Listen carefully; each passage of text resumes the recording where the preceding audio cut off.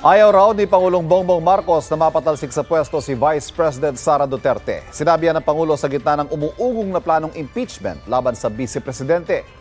Ngayon ang balita, kasama natin si Mariz Umali. Bago umuwi si Pangulong Marcos mula sa kanyang halos isang linggong pagbisita sa Amerika, tinanong si Pangulong Bongbong Marcos tungkol sa ugong na impeachment sa Kamara laban umano kay Vice President Sara Duterte. I don't think it's particularly unusual. I don't think it's particularly worrisome. You know, there will always be an element that will want to change the results of an election. Binabantayan namin ng mabuti because we don't want her to be impeached. We don't want her to... She does not deserve to be impeached. Kumusta na nga ba ang relasyon ng dalawang pinakamataas na lider sa isa't isa? Excellent.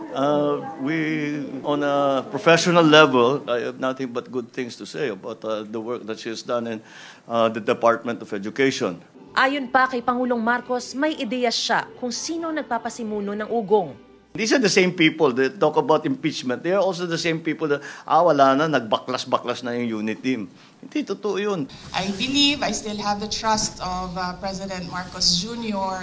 Why? Because before he left, I asked him about the impeachment and he told me the truth that he knows about that impeachment.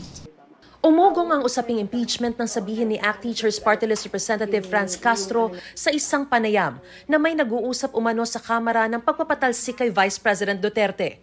Sa gitna ito ng mga batikos tungkol sa confidential funds ng Office of the Vice President na naging mitya ng pagtawag ni dating Pangulong Rodrigo Duterte sa Kamara bilang pinakabulok na institusyon. Pero kinalaunan, sinabi ni Castro na premature pa raw ang usapin ng impeachment. Premature pa rin po yan, at wala naman wala rin din namang citizen na magsasubmit ng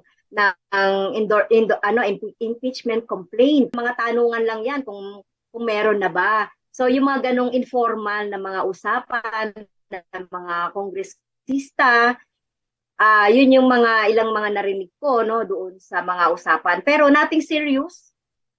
Hindi naman siguro involved dito yung leadership dito sa impeachment na ito. I don't know your sources. There's nothing in the offing, nothing in the agenda, nothing filed. No news of that. Ito ang unang balita. Mariz Umali para sa GMA Integrated News. Mga kapuso, para una ka sa mga balita, mag-subscribe sa GMA Integrated News sa YouTube. Sa mga kapuso abroad, subaybayan niyo po kami sa GMA Pinoy TV at sa www.gmanews.tv.